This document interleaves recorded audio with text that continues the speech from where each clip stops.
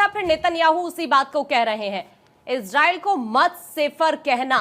क्या Donald Trump यहां पर भी एक रणनीति के साथ आगे नहीं बढ़ रहे हैं? क्या ये बताने की कोशिश नहीं कर रहे हैं क्या सर कि हम सिर्फ इजराइल के हितों की रक्षा कर रहे हैं?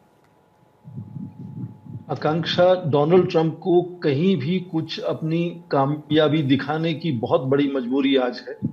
15 बार वो कह चुके हैं कि भारत पाकिस्तान का युद्ध जो था उन्होंने समाप्त करवाया, शांति उन्होंने बनाई है। तो ये मजबूरी के चलते उनको इसमें जाना पड़ा, मुझे लगता है, ताकि जो 4 जुलाई उनका जो इंडिपेंडेंस डे है उस वक्त जो यदि भाषण देते हैं तो इस बार क्या बड़ी कामयाबी उनकी रही वो कुछ दिखाना चाहेंगे इसमें। पर क्या ये युद्ध से शांति बनती है या नहीं बनती, इसको इजराइल से अच्छा और कौन समझ सकता है। जब से इजराइल बना है 1948 में सभी पड़ोसी देशों से बार बार युद्ध कर चुका है, तो क्या आज उसको लगता है कि उसकी शांति पूरी मतलब बहाल हो गई है इलाके में, या उसको लगता है कि और ज्यादा दुश्मनी उसने मोल ली है पूरे अपने आस पड़ोस में पड़ोसी देशों के साथ। यहां तक आपने पहले बात की कि वो संयुक्त राष्ट्र के महासचिव ने कुछ कहा कि उनको बड़ी चिंता है और शांति की जरूरत है। आज संयुक्त राष्ट्र संघ का कोई भी आप देखें प्रभाव नहीं रह गया विश्व में।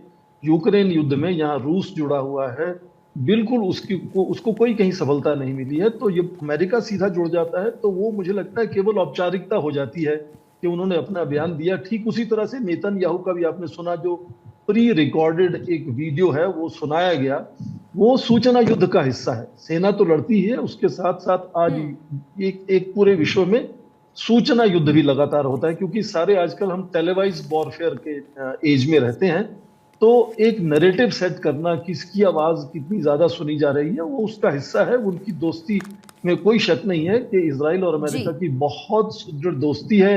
अमेरिका के पास दुनिया के सबसे अच्छे हथियार हैं और उसके लिए ये भी जरूरत है, क्योंकि दुनिया के 1/4 हथियारों की निर्यात अमेरिका से होती है। इसलिए उनको ये भी जरूरी है कि हिंसा होती रहनी चाहिए विश्व में। बिल्कुल, तभी तो उसके हथियार बिकेंगे सर, और तभी तो जाहिर सी बात है इससे अमेरिका को फायदा होगा। और इसीलिए हम देखते हैं कि बात की योव गैलेंट का स्टेटमेंट जिसका जिक्र हमने किया। देखिए, ट्रंप ने साहसिक फैसला लिया, पूरी मानवता के लिए ये साहसिक फैसला। और देखिए, लगातार आप अब इस अटैक के बाद अलग अलग देशों का जिक्र हम करें या फिर अलग अलग आप देखिए बड़े नेताओं का हम जिक्र करें, क्योंकि इससे पहले अमेरिकी राष्ट्रपति डोनाल्ड ट्रंप ने राष्ट्र को संबोधित किया, तमाम बड़ी बातों का जिक्र उनके तरफ से किया गया। इजराइल के प्रधानमंत्री ने भी इस अटैक को लेकर जवाब दिया और धन्यवाद ट्रंप का जताया। अब देखिए, इजराइल के जो पूर्व रक्षा मंत्री है योव गैलेंट का यह स्टेटमेंट है, ट्रंप ने साहसिक फैसला लिया है, पूरी मानवता के लिए यह साहसिक है। सर, हम लगातार भारत का जिक्र कर रहे थे कि भारत के लिए क्या चुनौती हो सकती है, क्योंकि देखिए भारत का अगर हम जिक्र करें तो भारत का अमेरिका हो, ईरान हो, इजराइल, तीनों से दोस्ती काफी ज्यादा अच्छी है। अब अगर हम देखें वैश्विक संकट का जिक्र करें या फिर आने वाले समय में क्या स्थिति होती है भारत का, अगर ईरान जिस तरह से यहाँ पर अटैक हुआ है, भारत के निवेश पर क्या असर पड़ेगा? दूसरी चीज ये कि जो चाबहार परियोजना है उस पर कैसा असर अब आने वाले समय में होता आप देख रहे हैं?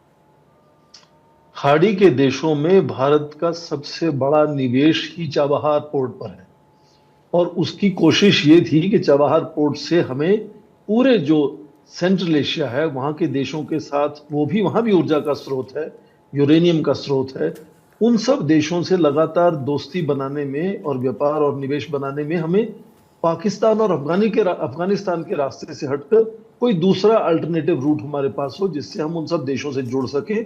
और फिर एक बड़ा जो नॉर्थ साउथ इंटरनेशनल कॉरिडोर जो करीब 90 के दशक से लगातार उस पर काम हो रहा है, जो बहुत बड़े इस क्षेत्र को, यूरेशिया के क्षेत्र को जोड़ने की एक कोशिश है, उसको भी जोड़ने में ये जो चाबहार वाला एक नया रूट भारत बनाने की कोशिश कर रहा था, उस पर पहले से ही अमेरिका बहुत अंकुश लगाने की कोशिश कर रहा था। पर अब ये युद्ध के चलते मुझे लगता है और भी परेशानी होगी कि यदि वो एक तरह से पोर्ट भारत को उसकी एक्सेस है भी, तो क्या भारत उसको एक्सेस कर पाएगा? क्योंकि यदि ये स्ट्रेट ऑफ हॉर्मुज में एक तरह से रुकावट होती है, ईरान उस पर बिल्कुल सर, आपको मैं यहाँ पर रोकना चाहूंगी इसी बीच, क्योंकि एक और ये धमकी, अमेरिका को हमले की सजा मिलेगी। मिडिल ईस्ट में हर अमेरिकी ठिकाना टारगेट अब हमारा आने वाले समय में रहने वाला है। तो अब धमकियों का दौर आप यहाँ पर देख पाएंगे जो कि शुरू हो चुका है। और अब ये जानकारी है कि ये ईरान की IRGC की अमेरिका को ये धमकी है, ये कह दिया है कि अमेरिका को जो हमला किया है उसकी उसको सजा भुगतनी पड़ेगी। इस्लामिक रिवॉल्यूशनरी गार्ड कॉर्प्स इसकी तरफ से ये धमकी जो कि वो सामने आई है। और हमारे साथ चूंकि गेस्ट लगातार बने हुए हैं, सिंह सर आपके पास आते हुए ये स्टेटमेंट को आप कैसे देख रहे हैं? आप अपनी बात भी पूरी करिए, लेकिन अब ये साफ हो चुका है कि अब जो ये जंग है वो कहीं ना कहीं युद्ध में अब तब्दील होता नजर आ रहा है।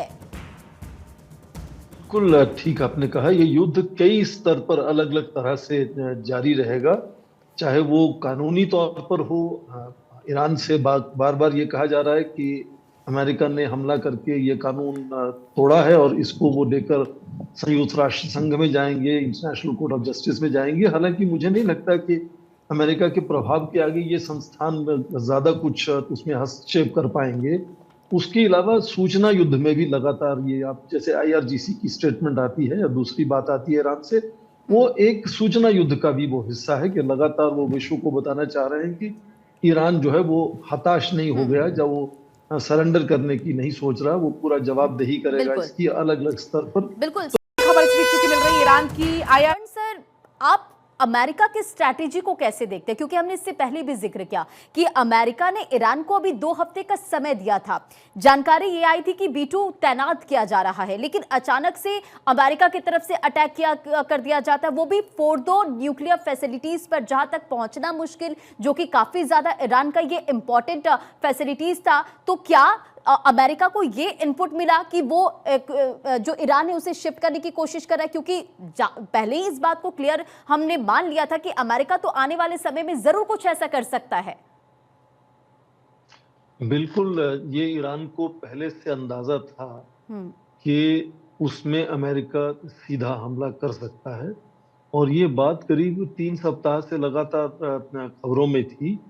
और इससे पहले कि उन्होंने कहा कि मैं 2 सप्ताह में इस पर निर्णय लूंगा, हाल ही में पिछले ही 2 दिनों में, तो उससे पहले वो ये भी कह रहे थे कि हाँ वो सीधे शामिल हो सकते हैं। तो ये शायद ये जो कहना कि 2 सप्ताह का मैं समय लेने वाला हूँ, वो कॉम्यूफ्लेज करने की कोशिश थी, ईरान को बरगलाने की एक कोशिश थी कि शायद वो हमला करने में अभी और समय लेने वाले हैं। फिर अचानक हमला हुआ, और एक माने हुए जर्नलिस्ट सैम्यूअल हर्श हैं, जिनका इजराइल के न्यूक्लियर वेपन्स पर बहुत अच्छा काम है शुरू से, उन्होंने एक लेख लिखा पिछले थर्सडे को, बृहस्पतिवार को, और कहा कि इस वीकेंड में अमेरिका सीधा हमला कर सकता है ईरान के ऊपर, और यहाँ तक कहा कि उसमें जरूरत पड़ी तो टैक्टिकल न्यूक्लियर वेपन्स भी यूज होने की आकांक्षा है, शंका है।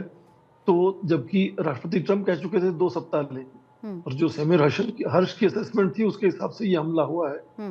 तो उसमें क्योंकि ईरान चौकन्ना था शुरू से, इसलिए हो सकता है कि उन्होंने जितना उनका बचाव हो सकता है उतना उन्होंने इन सभी 3 जगहों का जो उनकी फैसिलिटीज हैं उनको कहीं मूव किया हो, हटाया हो। यानी कि स्वर्ण सर, अगर हम इसे ऐसे कहें, ऐसे समझे कि अमेरिका की जो प्लानिंग थी वो पहले से बिल्कुल सेट थी कि वो ईरान पर अटैक करेगा। क्योंकि आप देखिए कि एक तरफ डिप्लोमेटिक टेबल पर शांति वार्ता, दूसरी तरफ ये अटैक होना, और आपने भी जैसा कि कहा कि ये अमेरिका की कोशिश थी कि वो ईरान को बरगलाए। देखिए, सभी देशों में और खासकर अमेरिका जैसी बड़ी शक्ति में सेनाएं अपनी रणनीति तैयार रखती हैं और अपनी तैयारी की भी लगातार अपडेट देती हैं राष्ट्रपति को। ठीक वैसे विदेश मंत्रालय भी अपनी लगातार कोशिश करता है कि बातचीत से बातें हल हों। ये राष्ट्रपति को चुनना होता है कि कब तक बातचीत का तरीका अपनाया जाएगा और कब सेना का इस्तेमाल किया जाएगा। तो इस वक्त राष्ट्रपति ट्रंप ने ये सोचा कि इस वक्त उनको सेना का इस्तेमाल करना चाहिए, इससे पहले कि ईरान बहुत सी चीजें वहां से कहीं और ले जाए या कोई सुरक्षा का तरीका बना ले। पर मोटे तौर पे ये अभी साफ नहीं हुआ है कि कितना नुकसान ईरान को हुआ है। क्या वो भविष्य में इस तरह से अपना न्यूक्लियर प्रोग्राम कभी नहीं बना पाएगा या फिर से दोबारा करेगा, और शायद इस बार उसकी मुहिम जो है और भी तेजी से आगे बढ़ेगी, क्योंकि ये एक धारणा है अंतर्राष्ट्रीय संबंधों में। हम अक्सर कहते हैं कि जिन देशों के पास परमाणु अस्त्र हैं उन पर बड़ी शक्तियां हमला नहीं कर सकती। नॉर्थ कोरिया उसका उदाहरण है। तो इसलिए हो सकता है कि जो सत्ता में लोग आए, और हो सकता है सत्ता में जो लोग आते हैं इसके बाद यदि रिजीम चेंज की भी आज बात हो रही है कि क्या नेतृत्व बदलेगा ईरान में, तो नेतृत्व बदलता है, तो या तो सरकार आएगी जो बिल्कुल एक मुखौटा सरकार होगी, जो ठीक है। मान लीजिए कि विदेशी ताकतों की वजह से सत्ता में आएगी, या फिर और बड़ी रेडिकल सरकार आएगी, कट्टर सरकार आएगी। और दोनों ही सिचुएशंस में मुझे लगता है कि देर सवेर उनका न्यूक्लियर प्रोग्राम फिर से शुरू हो सकता है। और ये ज्ञान जो एक देश अर्जित कर लेता है, पा लेता है परमाणु अस्त्रों के बारे में या परमाणु विज्ञान के बारे में, वो ऐसा नहीं कि इस तरह से युद्ध होता है तो वो सब कुछ भूल जाता है। ठीक है। हाँ, उसमें देरी होगी, रुकावटें होंगी, पर ये इससे क्या युद्ध करने से परमाणु अस्त्रों की जो खोज है, होड़ है ईरान की, वो खत्म हो जाएगी। मुझे लगता है कि वो शायद संभव नहीं। ठीक है। लौट रही हूं सर आपके पास, सिंह सर आपके पास आते हुए, गुटेरेस तो अभी सभी जो सदस्य कंट्रीज हैं उनसे अपील कर रहे हैं कि इस तनाव को इस वक्त घटाने की जरूरत है, और वाकई जरूरत है भी, क्योंकि किसी भी समस्या का समाधान इस तरह की जंग से नहीं निकल सकता। और भारत तो हमेशा से इस बात को सपोर्ट करता है कि हम शांति से वार्ता करते हैं, हम बुद्ध की धरती है, युद्ध हम कभी नहीं चाहते। पाकिस्तान के साथ भी हमने वैसी सिचुएशन नहीं चाही थी, लेकिन पाकिस्तान ने हरकत की तो उसको हमने सिर्फ जवाब दिया। अब सर एक बार फिर से डोनाल्ड ट्रंप के स्टेटमेंट पर वापस आते हुए आपसे एक चीज मैं समझने की कोशिश करूंगी। अभी हालांकि चीजें जब एनालाइज होंगी तो तभी पता चलेगा कि कितना नुकसान हुआ है इन तीनों ही न्यूक्लियर साइट्स पर जहां अमेरिका की तरफ से हमला किया गया। लेकिन सर फोर्डो के लिए डोनाल्ड ट्रंप ने गोन वर्ड का इस्तेमाल किया है। सर यहीं पर इस वक्त ईरान बहुत धीमे धीमे अपने न्यूक्लियर प्रोग्राम को आगे बढ़ा रहा था, और सबसे ज्यादा जो टारगेट अमेरिका का रहा वो फोर्डो को लेकर रहा। यानी सर आपको लग रहा है कि ट्रंप का ये स्टेटमेंट इस तरफ इशारा कर रहा है कि फोर्डो को पूरी तरह से तबाह कर दिया गया है क्या सर? बहुत बढ़िया आपने सवाल किया। उन्होंने साफ कहा फोर्डो इज गॉन, और उन्होंने ये नहीं कहा नांतास या इस्फहान इज गॉन। हाँ। उन्होंने ये कहा कि कल सुबह 8 बजे समीक्षा करेंगे कि क्या नुकसान वहां पर हुआ है। पहली बात तो ये। दूसरी बात, क्योंकि ईरान को अंदाजा था कि इस तरह का कुछ हो सकता है, इसलिए हो सकता है वहां जितना वो वहां से चीजें हटा सके, दस्तावेज हटा सके, कुछ मशीन हटा सके, कुछ जो चीज हटा सके उसने जरूर वहां से हटाया होगा। हाँ। अपने वैज्ञानिकों को, अफसरों को, नागरिकों को वहां से हटाया होगा। आपको इतिहास में फिर से याद दिलाना चाहता हूं, इससे पहले आप देखें इस तरह का जिसको वो 30,000 पाउंड के जो बंकर बस्टर वेपन जिसका इस्तेमाल हुआ है अभी इस बार फोर्डो पर, वो इससे पहले इराक में हुआ था। तो इराक में क्या सद्दाम हुसैन उससे मारे गए थे, वो 1 साल बाद कहीं छुपे हुए मिले थे। ठीक उसी तरह से बंकर बस्टर का इस्तेमाल अलकायदा के विरोध में अफगानिस्तान में हुआ था। वहां फिर आपको बिन लादेन कहां मिले, कितने साल बाद? अबोटाबाद पाकिस्तान में मिले। तो क्या ये बंकर बस्टर कामयाब हुए जमीन पर? कितनी हद तक कामयाब हुए, नहीं हुए, ये पता चलेगा कुछ आने वाले समय में, कुछ सप्ताह में, कुछ शायद 10 साल बाद पता चलेगा कि कितना नुकसान हो पाया था इससे। और यहाँ तक कि एक बार आपको रोकना पड़ रहा है। बड़ी खबर अपने दर्शकों को बता दें, बड़ी जानकारी मिल रही है। की बात करें, चाहे हम अमेरिकन की बात करें, कोई ये नहीं चाहता कि युद्ध हो।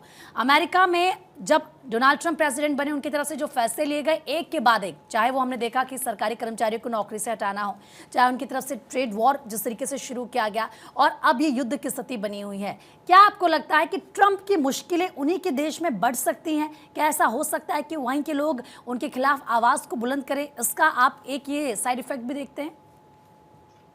आप देखें, पहले से ही चाहे वो इमिग्रेंट्स को जिस तरह से उन्होंने देश से हटाने की एक मुहैया का अभियान शुरू किया हुआ है, उसको लेकर भी वहाँ कई शहरों में पहले से ही प्रदर्शन हो रहे हैं। यहाँ तक कि उनको नेशनल गार्ड भेजने पड़े, मैरीन फोर्सेस भेजनी पड़ी लॉस एंजलिस में। तो उसके साथ अब ये जंग का मुद्दा, युद्ध का मुद्दा और भी जटिल हो जाता है कि शुरू से ही अपने चुनावी भाषणों से ही राष्ट्रपति ट्रंप लगातार कहते थे कि मैं 24 घंटे में यूक्रेन युद्ध बंद कर दूंगा। ऐसा नजर आया कि वो शायद अब अमेरिकी सैनिकों को विदेशों में युद्ध लड़ने के लिए भेजने की सोच से हटकर तकनीक पर प्रतिबंध लगाकर या टैरिफ बढ़ाकर या किसी और तरह से सैंक्शंस लगाकर इस तरह का प्रभाव बनाकर वो अपनी बात मनवाने की कोशिश करेंगे, बल्कि सेना को युद्ध में नहीं उतारेंगे। और अब इस तरह से जैसे सीधा युद्ध में शामिल हो रहे हैं, तो क्योंकि वो अपनी पहले की जो रणनीति उन्होंने शुरू से अपनाई थी चुनाव से लेकर, उससे हट रहे हैं, तो उनके अपने जो समर्थक हैं वो भी दो घटों में बढ़ते हुए नजर आ रहे हैं। एक तो उनका ये मागा का ग्रुप है जो अमेरिका के विकास पर ध्यान देना चाहता है और चाहता है कि दुनिया के झंझटों में हम ना पड़े, अपने विकास पर पूरा ध्यान दें। और उसके साथ साथ जो एक नियोकॉन्स का रेडिकल ग्रुप है वो ये भी कोशिश कर रहा है कि प्रभाव बनाने के लिए यदि सेना का इस्तेमाल करना पड़ता है। कहीं भी युद्ध होता है, चाहे वो रूस यूक्रेन युद्ध हो, चाहे वो ये हो, तो सिर्फ वो दो देश इससे प्रभावित नहीं होते, बल्कि उसका जो असर है वो पूरा वैश्विक तौर पर देखने को मिलता है। अगर हम बात करें इजराइल ईरान की, तो इस युद्ध का असर भी साफ तौर पर अगर हम करें भारत पर, अगर आप सीधा ना देखें तो इनडायरेक्टली, चाहे वो महंगाई को लेकर हो, कच्चे तेल को लेकर हो, फिर तो ये भी कहा जाता है कि विमानों के दाम, जो फेयर का दाम है वो भी बढ़ जाएगा। तो कुल मिलाकर असर फिर हर किसी पर पड़ता है, चाहे वो शेयर मार्केट का हो। जैसे हम रूस यूक्रेन का अगर हम जिक्र करें तो उम्मीद ये थी कि बहुत जल्द शायद ये खत्म हो सकता है, लेकिन वो ऐसा हुआ कि 3-3.5 साल वो खिंचता हुआ चला गया और अभी भी जो हालात है वो अभी भी शांतिपूर्ण उतने वहां पर नहीं है। तो क्या यही स्थिति कुछ आने वाले समय में यहां देखने को मिल सकती है? युद्ध को शुरू करना अपने आप में उसमें कई चुनौतियां होती हैं, पर शुरू होने के बाद उसको खत्म करना और भी ज्यादा जटिल समस्या हो जाती है। और न केवल युद्ध को लेकर, बल्कि युद्ध के बाद तो जो शांति व्यवस्था बनाई जाती है उसका भी प्रभाव जो है वो केवल उन्हीं देशों पर नहीं पड़ता जो उस युद्ध में किसी तरह से शामिल हुए हों, पर कई दूसरे देशों पर भी उसका असर पड़ता है। आपने भारत का जिक्र किया। भारत एक उभरती हुई शक्ति है, उभरती हुई, तेजी से बदलती हुई आर्थिक व्यवस्था है। उसके जो बहुत खास रक्षा सुरक्षा को लेकर, तकनीक को लेकर, नवाकार को लेकर संबंध इजराइल से हैं, वो बहुत अहम है हमारे विकास के लिए, भारत के विकास के लिए। बिल्कुल। ठीक उसी तरह से विकास के लिए ऊर्जा की बड़ी जरूरत है। तो ईरान के साथ हमारे जो संबंध है, एक सामरिक हिस्सेदारी है, वो बहुत एक तरह से खास है। और खासकर यदि खाड़ी के देशों में अस्थिरता होती है तो ये पूरा क्षेत्र ही ऊर्जा का स्रोत है भारत का, चाहे वो गैस का हो, चाहे वो क्रूड ऑयल का हो। यदि उसमें भी अड़चने आती हैं तो भारत के अपने विकास पर उसका असर हो सकता है। और बड़ी शक्ति के तौर पर भारत से आज विश्व में हमेशा अपेक्षा भी होती है कि न केवल अपनी चिंताओं को ही वो सुलझाए, बल्कि क्षेत्र की या विश्व की जो बड़ी चुनौतियां हैं उसमें भारत क्या कहना चाहता है, क्या योगदान देना चाहता है। तो विदेश नीति के लिए, क्योंकि ईरान और इजराइल से दोनों से अच्छी हिस्सेदारी है, तो भारत की विदेश नीति के लिए ये चुनौती हो जाती है कि इस युद्ध में वो किस तरह से एक अपना पक्ष सामने रखेगा, किस तरह से शांति बनाने की अपनी कोशिश या सोच को सामने रखेगा। तो चुनौतियां अलग अलग स्तर पर और चिंताएं अलग अलग स्तर पर भारत को भी इससे हो जाती हैं। खासकर इसलिए क्योंकि अमेरिका के सीधे युद्ध में शामिल होने से अब ये साफ है कि ये युद्ध फैलेगा, बड़ा होगा, दूसरे देशों को प्रभावित करेगा, उनको एक तरह से परेशानी होगी कि क्या वो एक तरफ होते हैं या दूसरी तरफ होते हैं, या किस तरह से वो इस युद्ध के प्रति अपना विचार सामने लाते हैं। तो ये चिंताएं पूरे क्षेत्र की और भारत की भी बन जाती हैं। और मुझे लगता है इसको लेकर न केवल इस युद्ध पर सोचना होगा भारत को किस तरह से विदेश नीति आगे बढ़ेगी, पर इस युद्ध के चलते जो हमारे द्विपक्षीय संबंध हैं, चाहे वो अमेरिका के साथ हो, ईरान के साथ हो, या खाड़ी के दूसरे देशों के साथ हो, इजराइल के साथ हो, उन पर भी क्या असर इसका ठीक है पड़ेगा। सर, इस पर आगे भी बात करेंगे, लेकिन एक